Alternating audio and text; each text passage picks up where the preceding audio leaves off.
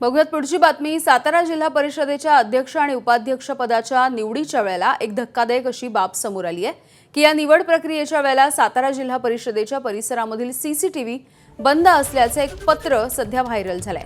या पत्रामध्ये इमारतीचे आणि खोली आणि खालच्या पोर्च मधल्या पीओपीचं काम सुरू होतं, त्यामुळे सीसीटीव्हीची वायर तुटल्याचं पत्रामध्ये लिहिलंय।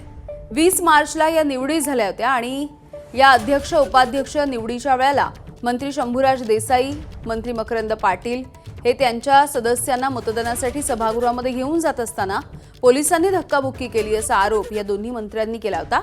हे प्रकरण सीसीटीव्ही मध्ये रेकॉर्ड झालं आहे का याकडे आता लक्ष असेल।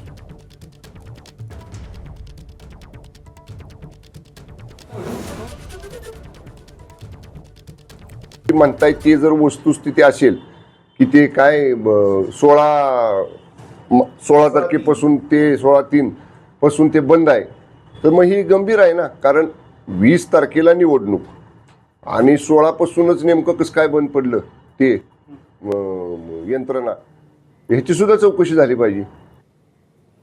सीसीटीव्ही फुटेज हे एक ओपन डॉक्युमेंट आहे आणि ते प्रशासनानं तात्काळ माध्यमांना उपलब्ध करून द्यावं अशी मागणी अनिल देसाईंनी केली आहे। कलेक्टर्स असतात जिल्हा परिषदच्या सीओ, त्यांना विनंती करायची आहे की कृपा करून या पोलिसांच्या षडयंत्राला तुम्ही बळी पडू नका।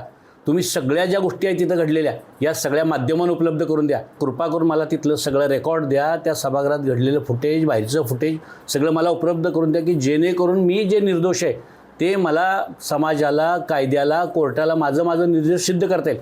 फक्त मला अडकवायसाठी तुम्ही सगळं दाबून ठेवता असा माझा आरोप आहे। कृपा करून पोलिसांनी फुटेज माध्यमाला लवकरात लवकर उपलब्ध करून द्यावं। एबीपी माझा, उघडा डोळे बघा नीट।